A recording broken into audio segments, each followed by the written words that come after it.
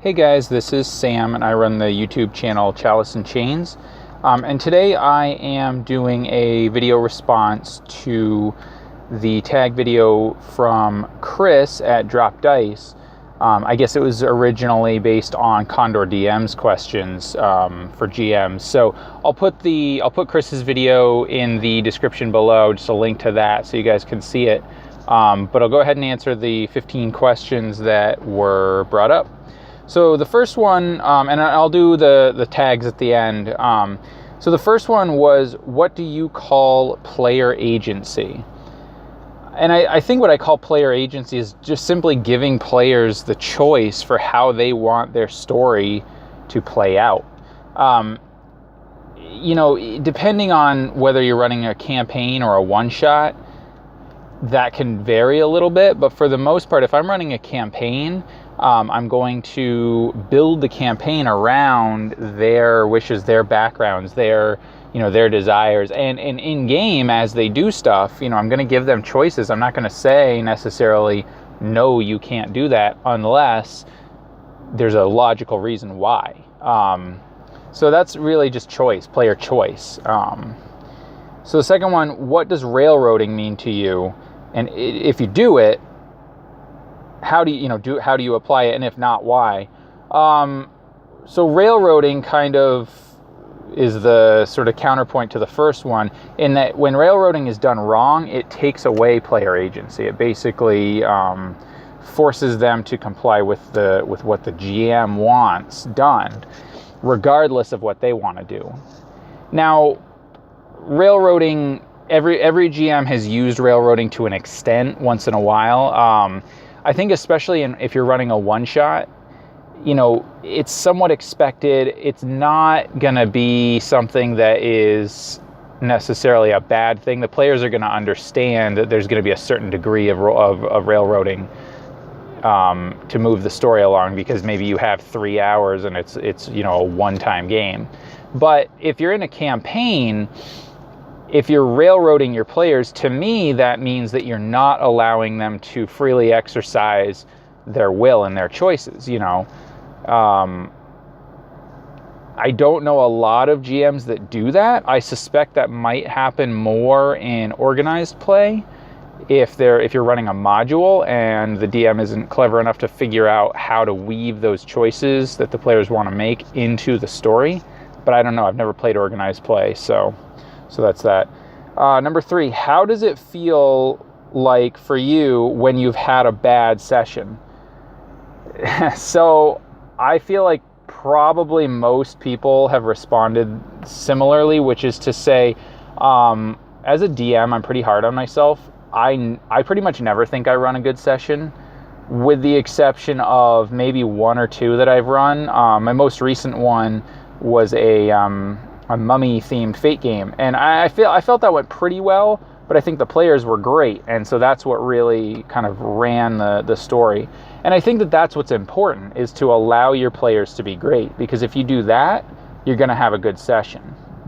But ultimately, if your players have had fun, and if you have fun, that's considered a good session. I'm hard on myself in the sense I always look back and think, oh man, I wish I could have been more descriptive here, or oh, I wish I didn't say this, or oh, I forgot to add this in, or this player. So sometimes lately when I've been doing recorded ones, on YouTube, that can be a good thing because I can watch them back and see where I can improve, but I tend to be a little more critical than maybe I should be. So I don't always watch them back. So I tend to not handle that very well. Let's see. Number 4, how do you handle bad players? And what are some ways that you would describe behavior of a bad player in your view? So, and then the next question will be good players. So I did a video regarding player buy-in that I'm going to put the link to in the description below, because that kind of talks about this view.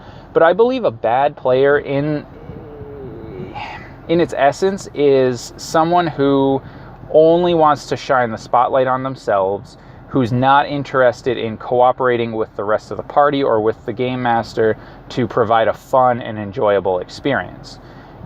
sometimes these players have been described as power gamers. Sometimes, it's just bad role play, whatever. But basically, if you're the type of player that is a narcissist that just wants to come there and, and ruin the game, that's a bad player. For me personally, I have a little bit higher standard. I also believe that, if you come unprepared, you've never looked at your character sheet except for when you first created it, or you don't have your character sheet and you come to the session totally unprepared, that I consider a bad player. If you are constantly interrupting and talking over somebody and not letting them shine their light, that makes you a bad player. If you are at the table and you're, on your phone, or you're doing something non-game related, you're making out-of-character jokes, whatever, makes you a bad player. Now, maybe you're bored, and that's partly on the GM. In fact, a lot of that's on the GM. But as a player, you have a lot of responsibility to work in this collaborative setting. So that is bad players. What makes a good player, in your opinion, and what are some things that good players do? Good players are the opposite of what I just said. Good players are those that make an attempt to have fun and to increase the fun of everyone at the table. Now, I don't necessarily think that means, they're good role players. Some players that I've been with are great, and they don't really role play in the classic sense that you might think, But what they do is they are tactically thinking, and they're doing what they can. They might not be using a different character voice. They might not be really getting into character per se. But what they're doing is they're actively working to try to help and assist the other players so that it increases enjoyment and fun. And also those that are, when you say, hey, go ahead and describe your attack, or go ahead and describe what that spell looks like, or go ahead and describe, what that action looks like, that they do, that they make an attempt to do that. They're not just like, I don't know, I slash with my longsword. Great. Okay. So that's what I consider a good player. Number 6, how do you handle splitting up a group if you do? I tend to find that the group splits themselves if they do. So I just do cutscenes, and I try to do a cutscene to end on a cliffhanger, right? So, in one of my recent Fate one-shots, one of the players went down into the sub-level after, a noise that he heard down there, and the rest were upstairs trying to finish up what they were doing. And so, I kept cutting back and forth. And I don't know how successful I was at it. I haven't rewatched the video, but that's what I try to do. I don't have any problem splitting the party or letting them split up, because most of the time they're not going to do it for a stupid reason. But I'm also not going to devote a lot of time to somebody who does do it for a selfish or stupid reason. If the rogue is like, I don't want to get involved in this combat, I want to go over here and try to pick everybody's pockets, I won't devote as much time to that character unless they have a very specific good reason to do so. I want to go over here and pick these guys' pockets because the rumor was that they have the key to the cell that we need to get into, or to the magical chest that has the item that we need to recover, and it's going to make this very difficult without that. So I think, that is a scene or a situation in which I might devote a little more time to that character. Number 7, what do you prefer more? Interaction roleplay, combat, or puzzles and traps? So I think for me, I tend to run combat heavy games, but I actually prefer the interaction and roleplay more. And I'm working on trying to get better at that, and trying to figure out how to make my games involve more interaction and roleplay. And I think a lot of that is creating interesting environments, interesting NPCs, and whatever. I'm not much of a puzzle person. I can't figure out puzzles. I don't know how to build cool puzzles. And frankly, I find most of the time they're annoying. I've been running a lot of one-shots lately. Well, not a lot, but that's what I mostly have time to run. So I don't have time, if I'm running a 3-hour game, I don't want to bog somebody down with a puzzle or a riddle or whatever. And I find that using skill checks to kind of get over those, if you don't know what to do, it seems to break the immersion for me. So I would say roleplay first, combat second, puzzles and traps third. I would only put in a trap if it makes sense to do so. Random traps, again, break the immersion for me. I'm like, well, why the hell is there a trap here? This doesn't make sense. So that's how I do that. Number 8, do you tinker with the rule set or use it as it is written? I always tinker with the rule set. I basically believe, Matt Click from A Fistful of Dice did a great video, fun first, story second, rules third. And I totally subscribe to that. I will hack monsters all over the place. I will change things in systems. I will blend systems. I think 5th edition, for example, lends itself really well to using the fate system for invoking aspects and stuff like that. Particularly in, the bonds, flaws, and ideals. So, I'll use that all the time. So yeah, I say, tinker away. That's my style. Number 9, do you mind running NPCs with a group of PCs? Yeah, I do mind that. I don't like to do it.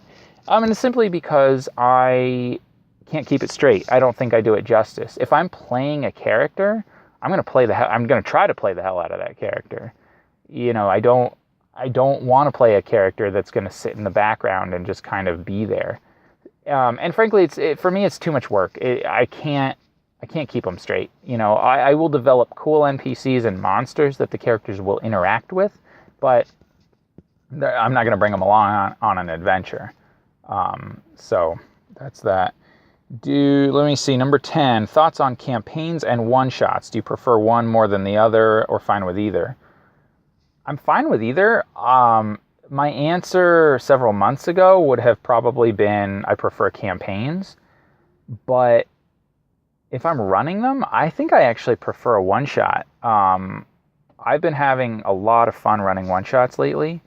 And I think I'm going to continue to do so because they require less preparation and they are, easier to run on the fly, and you can run a shorter game doing that. So definitely one-shots for me. Number 11, how much fantasy versus realism do you apply in most of your games? So that one's an interesting one for me because if I'm running a fantasy setting, obviously I include a lot of fantasy in my games. But I'm very much the type of person that believes in adding realism, especially realistic consequences to your games. So, for example, and I know Chris mentioned this in his video, I'm not necessarily going to go way overboard where, let's say somebody goes in and they decide to, kill the bar owner and burn down the tavern because of a perceived slight or something. If they do that, there's going to be in-game logical consequences, but it's not going to be, 3 sessions drawn out where they're running from, the law and then they get captured and then there's court scenes like he mentioned. No, I'm not going to do any of that. It's going to be quick and dirty justice and, we'll see how it plays out. But so, yeah, I like to add realism into the games. I like to have weird fantasy elements. I like to have, different strange and wondrous locations and encounters. But if there's a waterfall that flows up instead of down, there's going to be an explanation for that, and it'll probably be magical. So there's realism, but there's the fantasy element to it. So I'd say both. Number 12, do you prefer running modules, hacking modules, or running your own story? Definitely running my own story. I don't run modules. I don't like them because I feel too restricted by them. But more specifically because I don't feel like I'm going to do them justice. I would have to hack them so much to fit with what I want that I'm like, I might as well just, you do my own thing. What I will do is grab, maps or locations or NPCs out of those modules and use those and reskin them for my own world. Those are where I find the most value. So definitely I'll do that.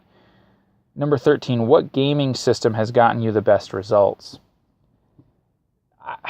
Even though I've only run 2 games of Fate, I'm going to say Fate because I love it. It actually fits my my sort of style, so to speak, of collaborative role play versus, kind of a crunchy dungeon crawl style game like Dungeons and Dragons tends to be.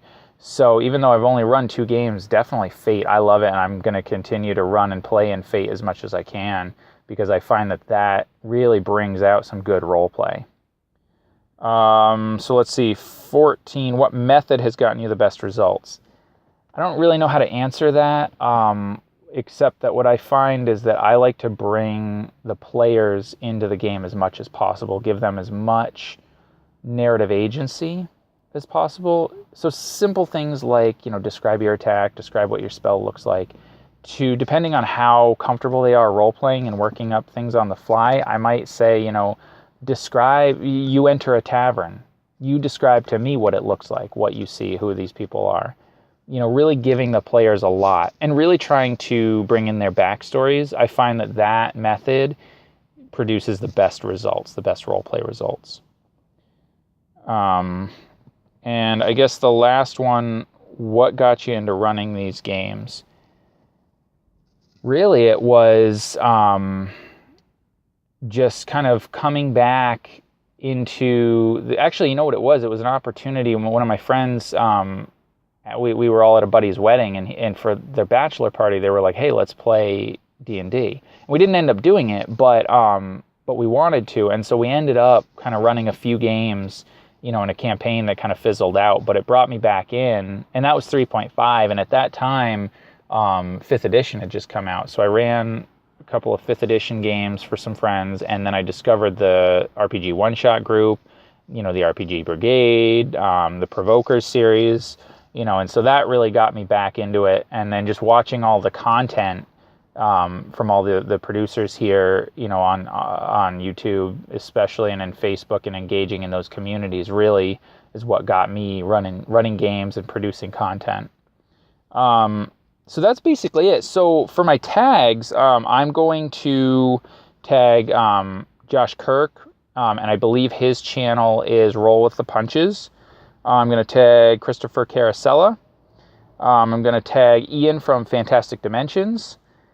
I'm going to tag Ian Whitey.